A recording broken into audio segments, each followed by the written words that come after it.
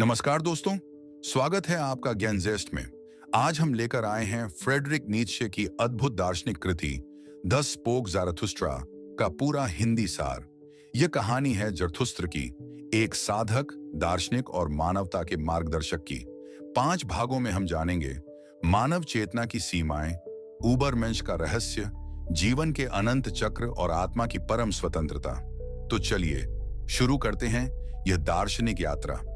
भाग 1, मनुष्य के पार की यात्रा। कहानी शुरू होती है एक पर्वत से, जहां एक सन्यासी ज़रथुस्त्र 10 सालों से अपने ज्ञान और एकांत में डूबा है। वह सूरज से कहता है, हे सूर्य, तू हर दिन उगता है और अपनी किरणें सब पर लुटाता है, पर अगर तेरे पास किसी को देने वाला न हो तो तेरा प्रकाश भी थक जाएगा।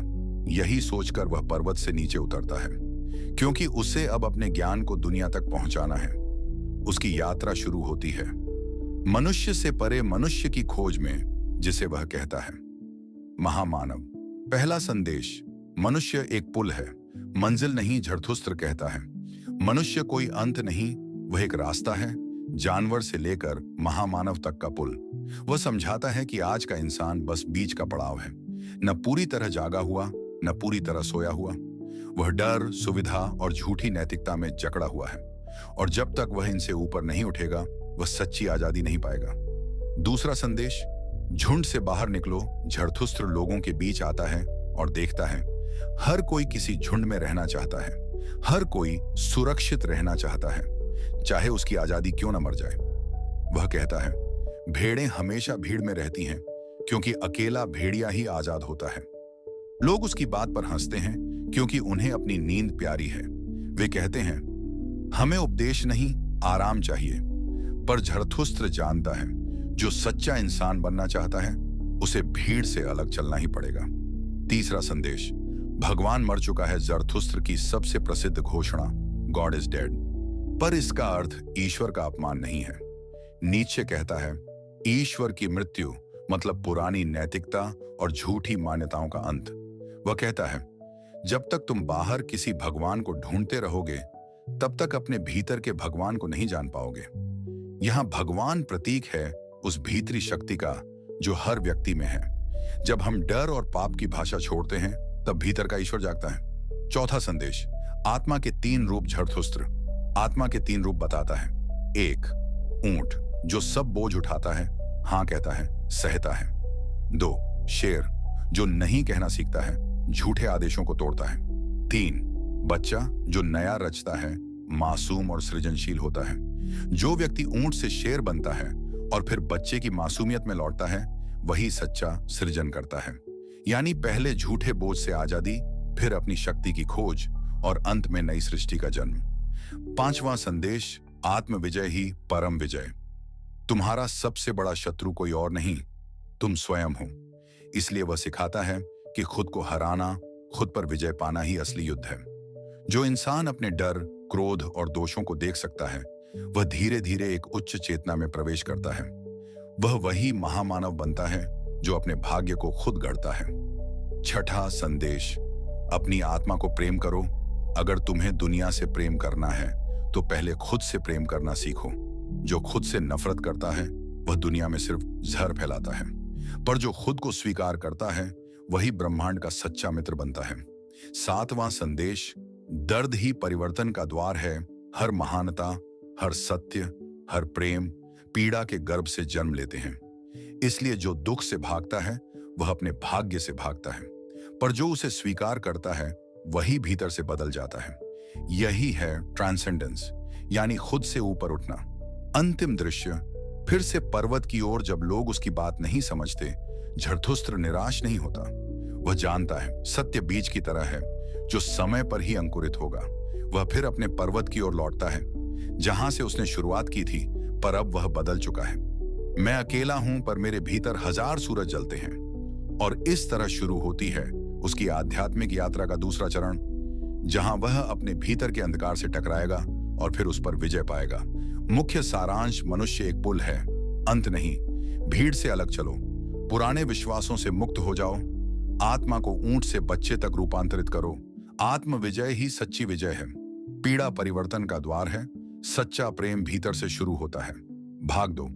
शक्ति, एकांत और आत्मा का युद्ध। पहाड़ों से लौटकर झरथुस्त्र फिर से लोगों के बीच आता है, पर अब वह जानता है भीड़ को सत्य नहीं चाहिए, उन्हें बस मनोरंजन चाहिए। वह कहता है, जो भीड़ से प्यार करता है वह खुद को खो देता है, पर जो खुद से प्यार करता है वही दुनिया को बदल देता है। 1। शक्ति की इच्छा, विल टू पावर। झरथुस्त्र सिखाता है कि जीवन का मूल तत्व है शक्ति की इच्छा, विल टू पावर। मतलब हर व्यक्ति के भीतर एक प्राकृतिक बल है जो उसे बढ़ने, रचने और अपने भाग्य पर नियंत्रण पाने के लिए प्रेरित करता है। वह कहता है, जीवन का अर्थ सुख नहीं, विकास है। जो सिर्फ आराम चाहता है वह सड़ जाता है, जो संघर्ष चाहता है वही फूल बनता है। यह शक्ति किसी पर शासन करने की नहीं, बल्कि खुद पर प्रभुत्व पाने की है, क्योंकि जो खुद पर काबू पा लेता है वही सच्चा विजेता है। दूसरे, आत्मा का द्वंद्व, द इनर वॉर। झरथुस्त्र अपने भीतर दो आवाजें महसूस करता है। एक कहती है, आराम करो, सब ठीक है। दूसरी कहती है, नहीं, अभी तुम अधूरे हो।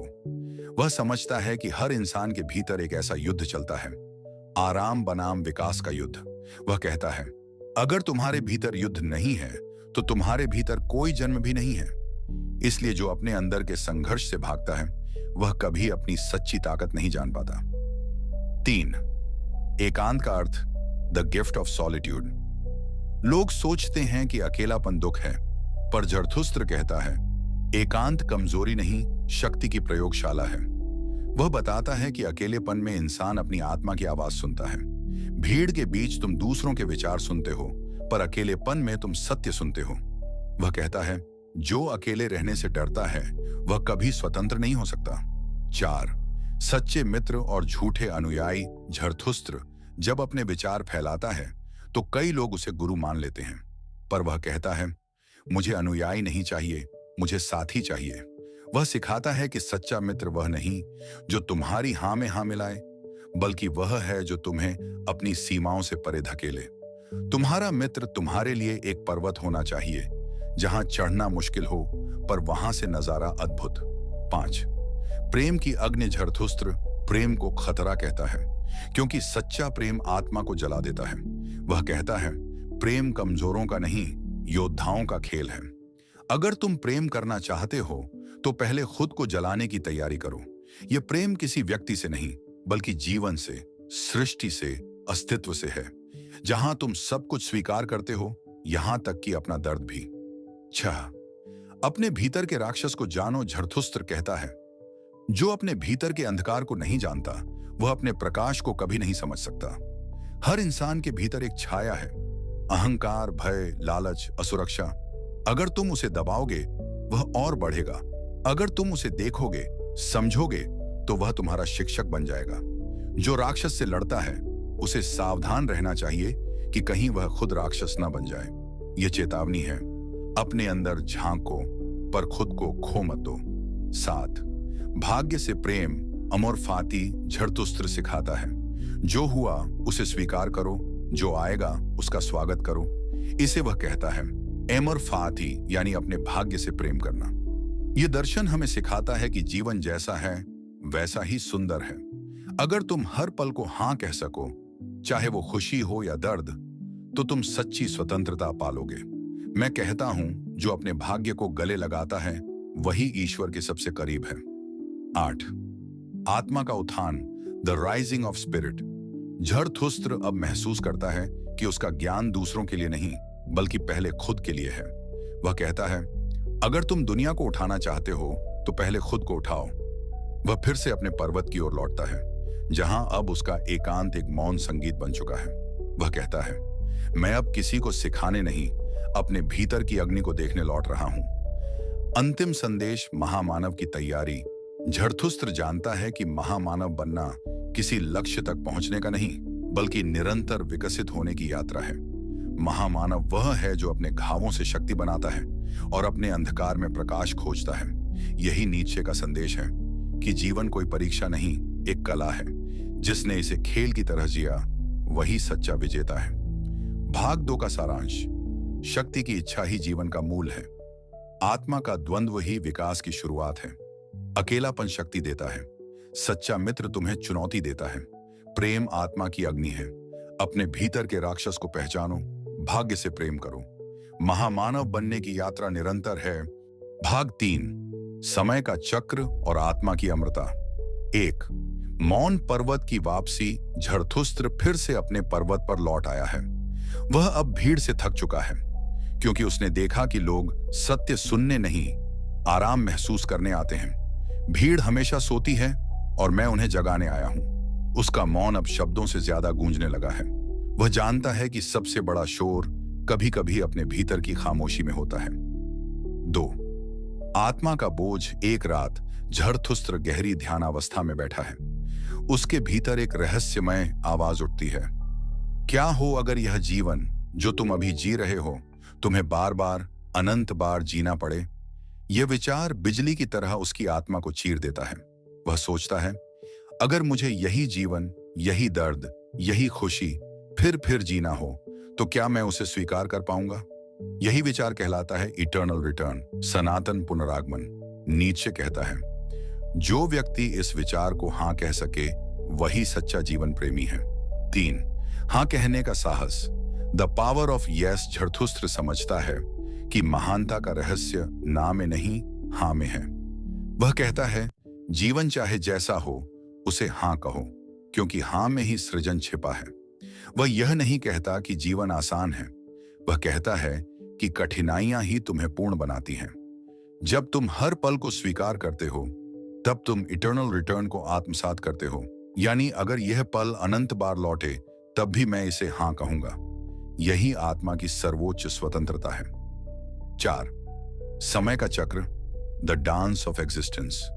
झरथुस्त्र देखता है कि जीवन कोई सीधी रेखा नहीं, बल्कि एक गोलाकार नृत्य है जहां सब कुछ लौटता है, फिर मिटता है, फिर जन्म लेता है। वह कहता है, हर अंत एक नया आरंभ है और हर मृत्यु एक जन्म। यहां समय एक चक्र बन जाता है जहां हर घटना, हर अनुभव बार बार लौटता है।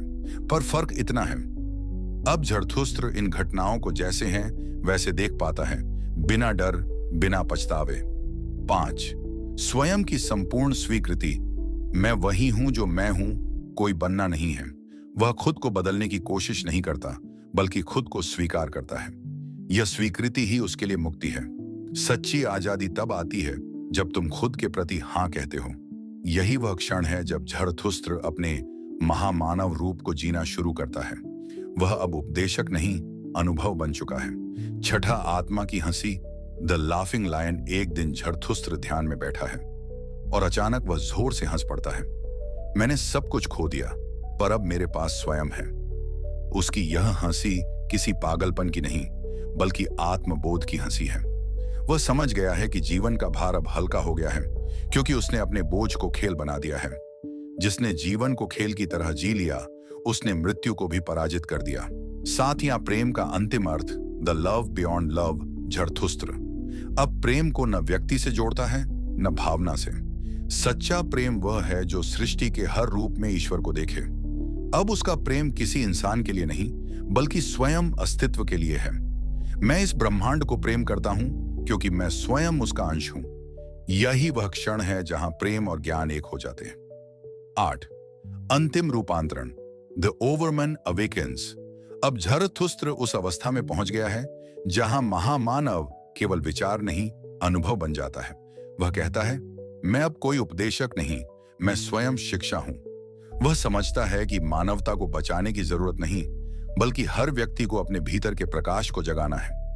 जब तुम अपनी आत्मा को सुनना सीख जाते हो तो कोई गुरु, कोई भगवान जरूरी नहीं रहता। यही नीत्शे का परम संदेश है कि हर इंसान में एक झरथुस्त्र सो रहा है, बस उसे जगाने की हिम्मत चाहिए। अंतिम दृश्य, मौन का उदय। झरथुस्त्र अब पहाड़ की चोटी पर खड़ा है। वह सूरज को देखता है और मुस्कुराता है।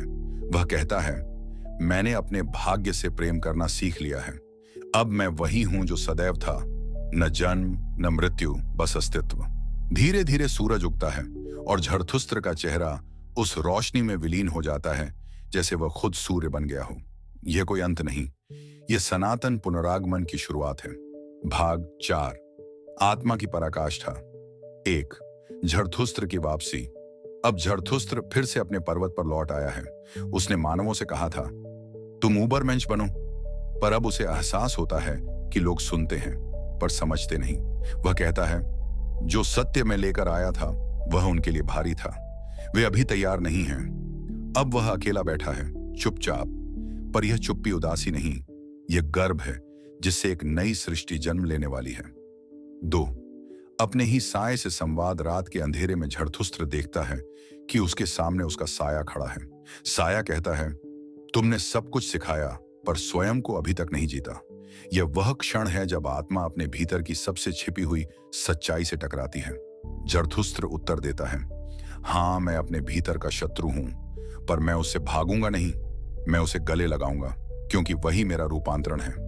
अपने अंधकार को नकारना नहीं, उसे रूपांतरित करो, वहीं से प्रकाश जन्मता है। 3 एकांत का पर्व। अब वह किसी भी शिष्य या श्रोता से बात नहीं करता। वह कहता है, जो पर्वत की ऊंचाई तक पहुंचता है वह नीचे वालों को पुकार नहीं सकता, क्योंकि उनकी हवा अलग है, उनकी सांस अलग। यहां नीत्शे कहता है कि सच्चा ज्ञानी जब चरम पर पहुंचता है तो उसका संवाद मौन में बदल जाता है। ज्ञान का अंतिम चरण शब्द नहीं, मौन है। 4 ऊबरमेंश का पुनर्जन्म। एक दिन ध्यान में जरथुस्त्र के भीतर एक दृश्य आता है। वह देखता है कि मानवता की आत्मा पुनर्जन्म ले रही है।